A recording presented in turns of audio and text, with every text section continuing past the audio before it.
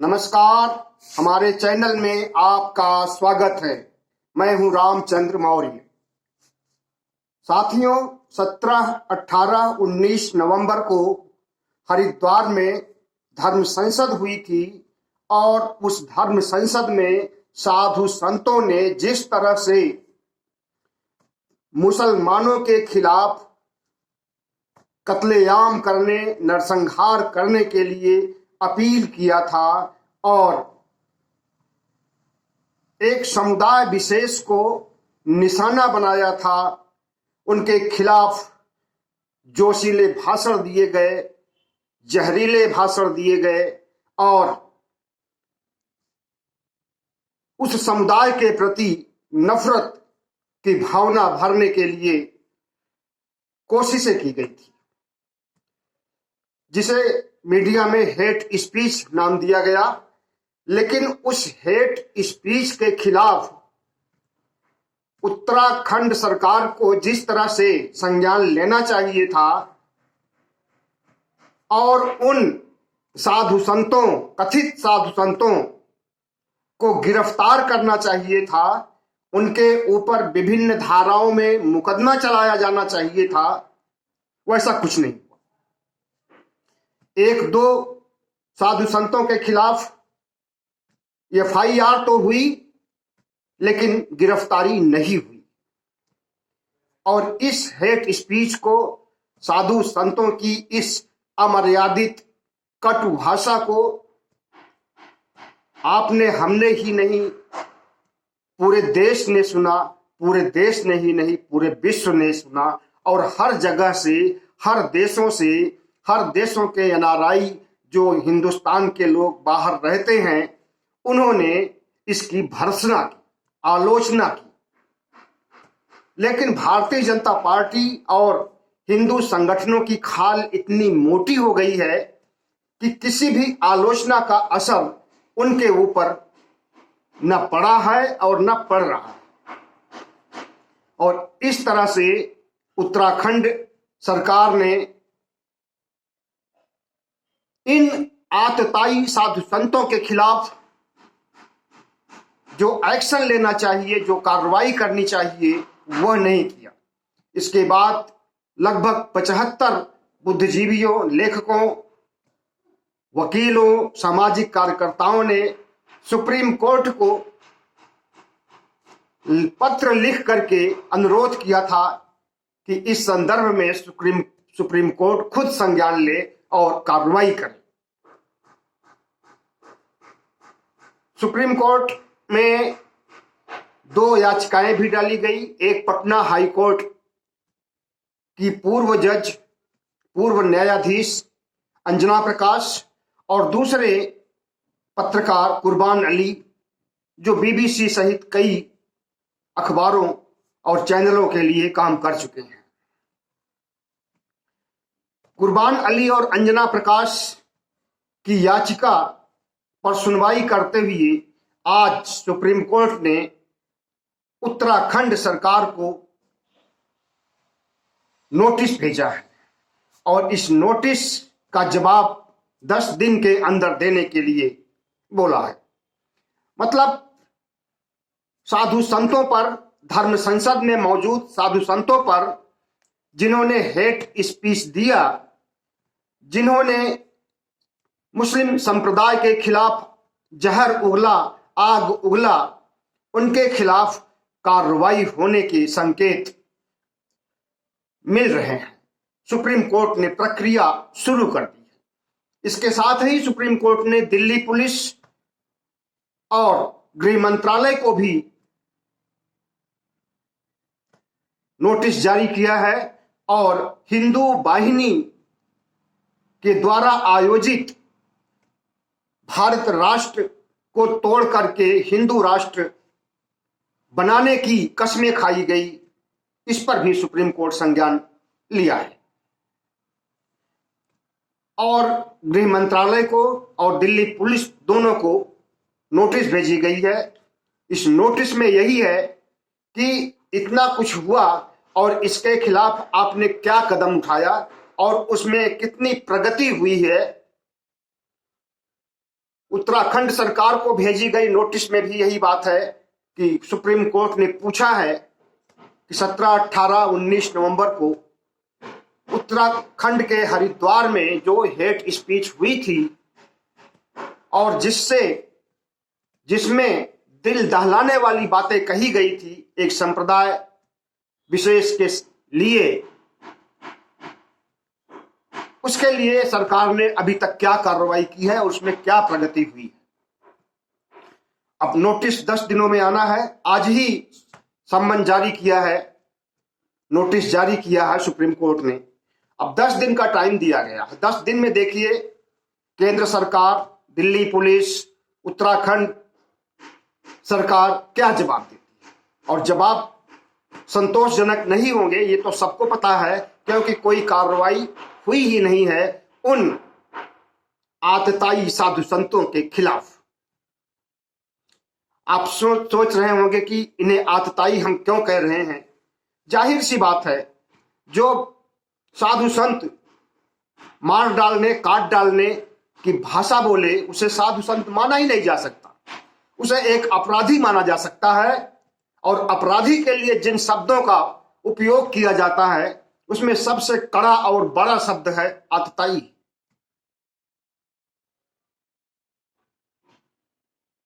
मध्यकाल के इतिहास में जितने भी बाहर से आक्रमणकारी आए थे, मुस्लिम आक्रमणकारी आए थे, और भी आए हैं, उसके अलावा भी आए हैं बहुत से, उनके लिए भी आतताई शब्द का ही प्रयोग किया जाता है। तो हिंदू आतताइयों के ऊपर हथौड़ा चलाने के लिए सुप्रीम कोर्ट सोच रहा है और उसके लिए प्रारंभिक कार्रवाई प्रारंभ हो चुकी है। साथियों, हमारा देश कहां जा रहा है? हिंदू धर्म पूरी दुनिया में एक सभ्य, अहिंसा परक और विश्व बंधुत्व, वसुधैव कुटुंबकम के नाम से जाना जाता है। हिंदू धर्म का प्रचार करने के लिए विवेकानंद ने जो भाषण दिया था, उस भाषण को आज भी लोग याद करते हैं। और हिंदू धर्म वो धर्म नहीं है जो आजकल के साधु संत मान रहे हैं। जिस तरह से हेट स्पीच हुई थी, उसका खंडन न तो किसी शंकराचार्य ने किया, न किसी बड़े मठाधीश ने किया, और न बजरंग दल, विश्व हिंदू परिषद, आरएसएस के प्रमुखों ने किया। मोहन भागवत के मुंह से भी एक शब्द भी धर्म संसद में बोले गए जहरीले भाषण के खिलाफ सुनने में नहीं आया। इसी तरह से और जितने भी हिंदूवादी संगठन हैं, हिंदूवादी सोच वाले हैं, हिंदूवादी लेखक हैं, उन्होंने भी इसकी भर्त्सना नहीं की। केंद्र सरकार में आज जितने भी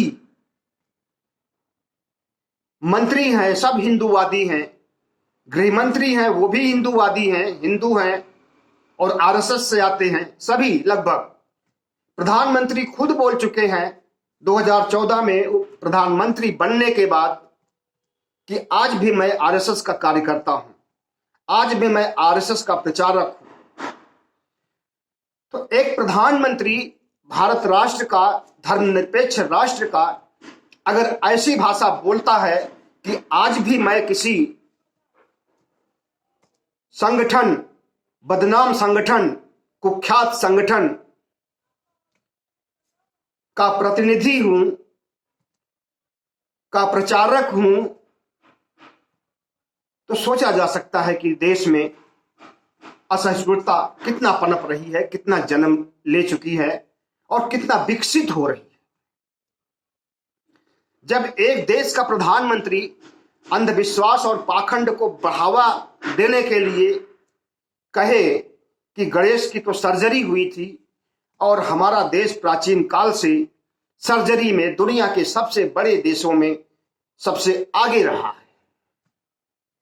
गणेश था भी या नहीं था, शिव थे भी या नहीं थे, विष्णु थे भी या नहीं थे, इसका कोई प्रूफ नहीं है, कोई ऐतिहासिक प्रमाण, कोई पुरातात्विक प्रमाण नहीं है, सिर्फ एक मिथक है। और उस मिथक को हिंदूवादी शक्तियों ने बढ़ा चढ़ा करके उसे भगवान बना दिया और उस भगवान के लिए मरने मारने के लिए आमादा है। हिंदू राष्ट्र बनाने के लिए मरने मारने के लिए बयान दिए जा रहे हैं।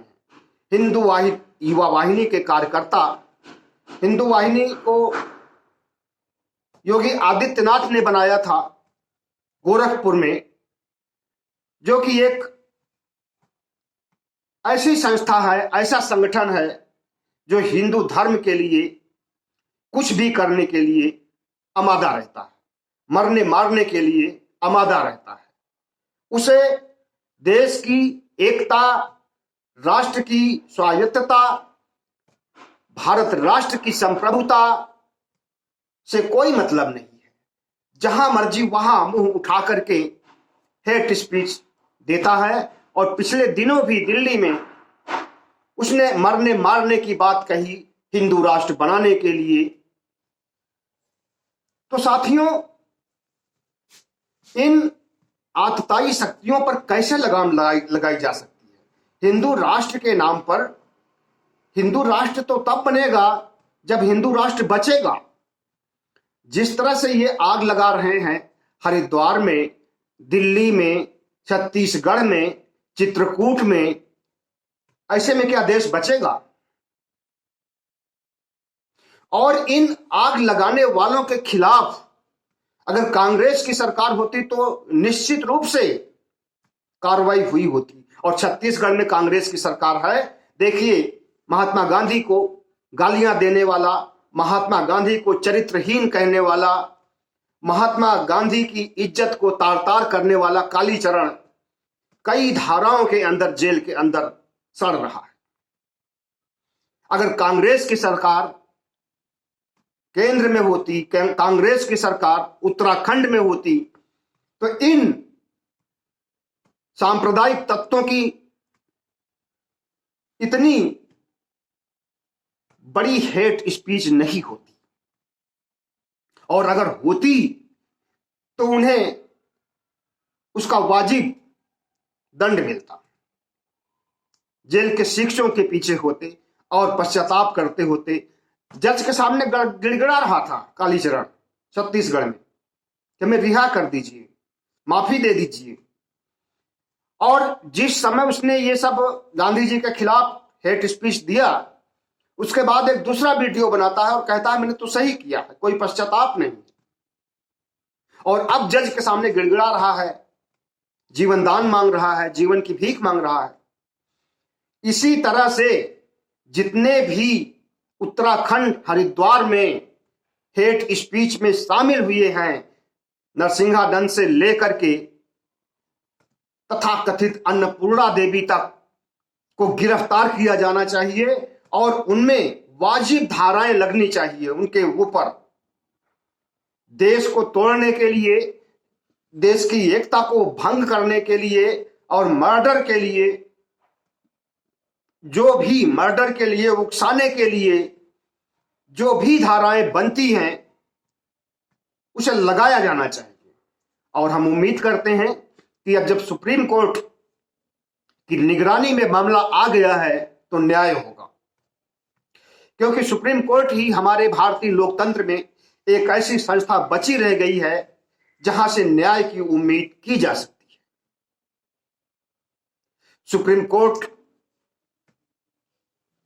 किस के बारे में अगर कोई गलत बातें करता है, आप देखिए ये लोग सुप्रीम कोर्ट के बारे में भी गलत प्रचार करेंगे और सुप्रीम कोर्ट को भी बुरा भला कहेंगे निश्चित रूप से।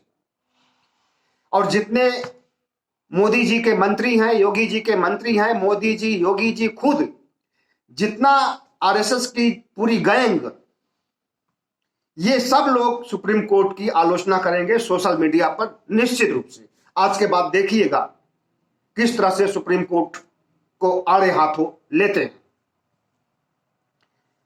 अब सुप्रीम कोर्ट को अगर ये नोटिस भेजते हैं कि हाँ ये कार्रवाई की गई है, ये कार्रवाई की जाएगी, ये कार्रवाई की जा रही है, तो हो सकता है कि सुप्रीम कोर्ट को दिखाने के लिए ही कुछ कार्रवाई करें 1-2 दिन में, लेकिन हमें नहीं लगता है ऐसा। क्योंकि अगर इन्हें कार्रवाई करना होता, इनकी अंतरात्मा इनको करने के लिए बोली होती, तो ये पहले ही कर देते। लेकिन आत्मा तो इनके है ही नहीं। जो आत्मा है वो दुरात्मा है, और दुरात्मा कभी अच्छे काम करने के लिए उन्मुख नहीं होती, बुरे कर्म ही करती है और बुरे कर्म ही करवाती है। तो आज जितने भी हिंदू संगठन है, आरएसएस है, बजरंग दल है, और भी जितने संगठन हैं, जितने भी हिंदूवादी साधु संत हैं, शंकराचार्य हैं, सबके अंदर एक दुरात्मा है, आत्मा नहीं है। और वो दुरात्मा आपराधिक गतिविधियों से हिंदू राष्ट्र बनाने के लिए पुरजोर कोशिश कर रही है। मतलब संविधान, लोकतंत्र, संसद, लोकतंत्र के 4 स्तंभों को कुचलना चाहते हैं और मनुवादी व्यवस्था को लागू करना चाहते हैं, मनुस्मृति को संविधान बनाना चाहते हैं। आप समझ रहे होंगे कि क्या इनकी परिकल्पना या दिवा स्वप्न जो ये सोच रहे हैं ऐसा हो सकता है? कतई नहीं हो सकता है, और आज ही नहीं, कभी भी नहीं हो सकता है। आरएसएस के 100 साल होने वाले हैं। 2024 के रावण दहन के दिन, विजयदशमी के दिन पूरे हो जाएंगे 100 साल आरएसएस के। और आरएसएस चाहता है कि 100 साल पूरे होने के पहले या 100 साल पूरे होने के साल में, मतलब शतक लगाने के पहले, भारत को हिंदू राष्ट्र बना दिया जाए। और उसी हिंदू राष्ट्र को बनाने के लिए सारी कवायदें हो रही हैं। धर्म संसद आयोजित की जा रही है और साधु संतों को खुला छोड़ दिया गया है वैचारिक आतंकवाद फैलाने के लिए। जितने भी शंकराचार्य मठाधीश हैं वे गांधी जी के बंदर बने हुए हैं, न तो कुछ बोल सकते हैं, न कुछ देख सकते हैं, न कुछ सुन सकते हैं। और उन्हीं गांधी जी के बंदरों में प्रधानमंत्री मोदी भी हैं, राष्ट्रपति को भी कह सकते हैं, क्योंकि उनकी तरफ से भी कोई पहल, कोई कार्रवाई, कोई आदेश नहीं जारी हुआ है इन हेट स्पीच करने वालों के खिलाफ। लेकिन सुप्रीम कोर्ट एक ऐसी संस्था है कि जिसमें देर से सुनवाई होती है लेकिन दुरुस्त सुनवाई होती है। इन आतताइयों पर देर से भले ही कार्रवाई होगी सुप्रीम कोर्ट द्वारा, लेकिन दुरुस्त कार्रवाई होगी, और होनी भी चाहिए। तभी हमारा लोकतंत्र बचेगा, और जब हमारा लोकतंत्र रहेगा तभी हमारा संविधान बचेगा, और तभी हमारे लोकतंत्र के 4 स्तंभ बचेंगे। और जब ये सब बचेंगे तभी इस देश के नागरिक बचेंगे, विभिन्न धर्म के लोग बचेंगे, विभिन्न धर्मों में समन्वय होगा, विभिन्न धर्मों में एकता होगी, और एक साझा संस्कृति जो बहुत दिनों से चली आ रही है वो चलती रहेगी अनवरत रूप से। हेट स्पीच और